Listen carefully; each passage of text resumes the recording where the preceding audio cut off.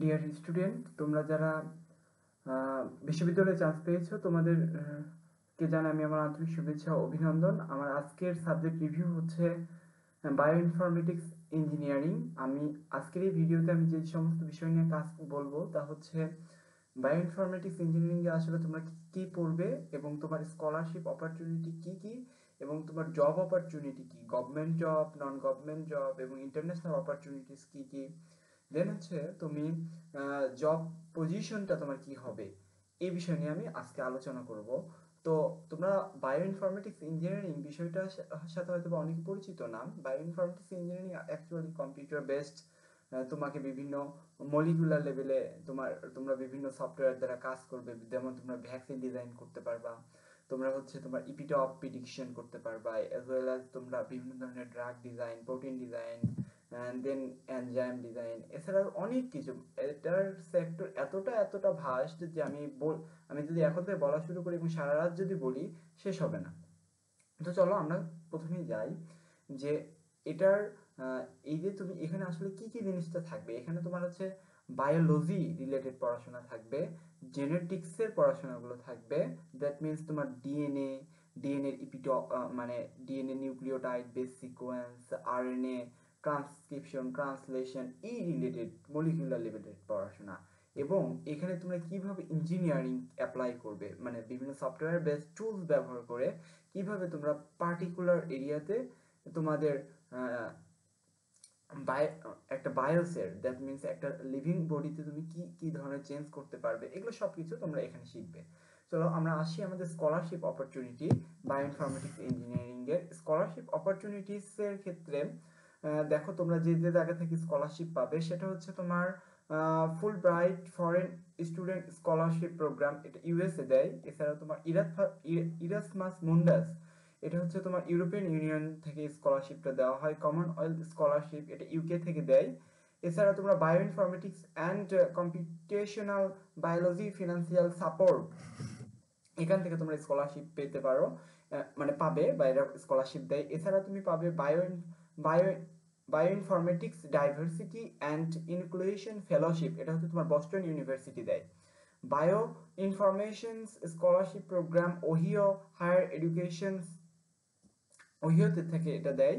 দেন হচ্ছে তোমার bioinformatics and computational biology graduate study scholarship, এই স্কলারশিপটা দেয় হচ্ছে তোমার the University of the Texas at Dallas. বাংলাদেশের student can utilize this scholarship the undertakes masters or PhD program. Actually আমরা যখন স্কলারশিপটা চুজ করব আমাদের জন্য উচিত এটা পিএইচডি প্রোগ্রামের জন্য চুজ করা, মাস্টার্সের জন্য নয়। কারণ মাস্টার্সের জন্য তুমি 2 বছরের জন্য যাওয়ার পর তোমার আবার অনেক সময় ইউরোপিয়ান কান্ট্রিতে গেলে ব্যাক হয়ে আসতে হয়। তো তোমরা পিএইচডির জন্য ট্রাই করবা, সেটা তোমাদের আরও পরের স্টেজ, তোমরা তো কেবল হচ্ছে এই সাবজেক্টটা পাইলা।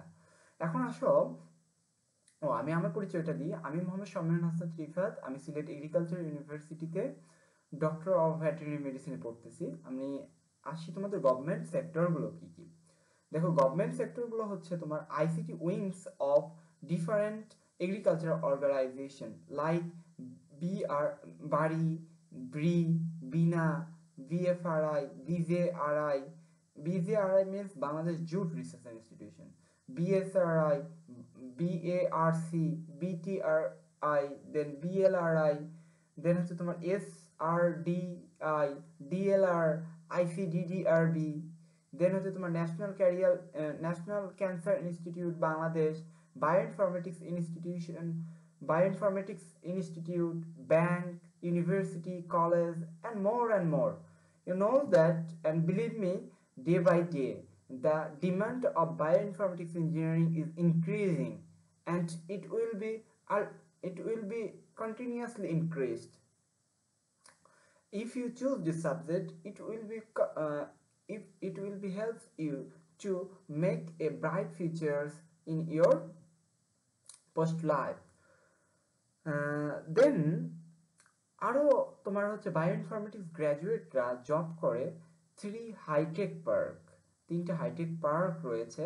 একটা হচ্ছে তোমার ময়মনসিংহ ডিভিশনে রয়েছে, ময়মনসিংহ, জামালপুর এবং নেত্রকোনাতে। এখানে তোমরা হাইটেক পার্কে হচ্ছে চাকরি করতে পারো।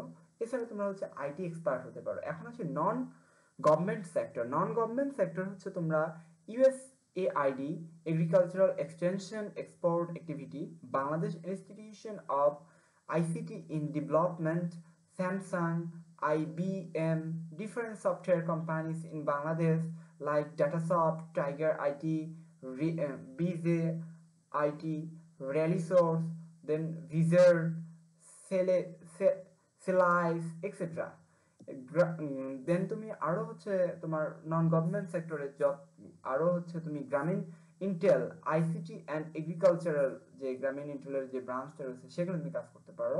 Grameen phone, Banglalink, Robi, pharmaceuticals and very very biomedicine related কোম্পানিগুলোতে তোমরা চাকরি করতে পারো। বায়োমেডিসিন রিলেটেড কোম্পানিগুলোতে তোমরা যদি এই সাবজেক্টটা নিয়ে পড়ো এবং তোমরা যদি বাইরের দেশে যাও, বিলিভ মি, তোমরা অন্তত পক্ষে পার মান্থ 4 থেকে 5 লক্ষ টাকা করে পার মান্থ ইনকাম করবে, তোমাদের স্যালারি হবে।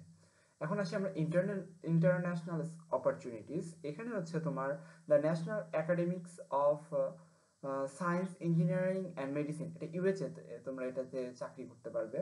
দেন হচ্ছে তোমরা research division of the hospital, biopharmaceutical companies, pharmaceuticals, universities, research centre, Samsung, IBM, ফাও, হু, গুগলস, ইভেন বায়োইনফরমেটিক্স রিলেটিভ যে আইটি ফার্ম রয়েছে সেখানে তোমাদের হিউজ জব অপরচুনিটি রয়েছে। তোমাদের জব পজিশনগুলো কি কি হবে দেখো, তোমরা জিনোম ডাটাবেস ইঞ্জিনিয়ারিং করতে পারবা, বায়োলজিক্যাল ডাটা ভিজুয়ালাইজেশন ইঞ্জিনিয়ারিং করতে পারবে, দেন কম্পিউটেশনাল বায়োলজিস্ট হতে পারবে, biosecurity research scientist, bio database engineer, then হচ্ছে তুমি জিনোম অ্যানালাইস্ট হতে পারবে। Genome analyst is a very important part.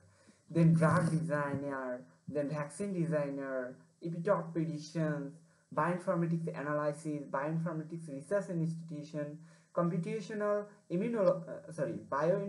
bioinformatics research scientist হতে পারবে। দেন হচ্ছে তোমার কম্পিউটেশনাল ইমিউনোলজিস্ট হতে পারবে। হ্যাঁ, ইমিউনোলজিস্ট হতে পারবে, এটা একটা কিন্তু অনেক গুরুত্বপূর্ণ একটা ধাপ।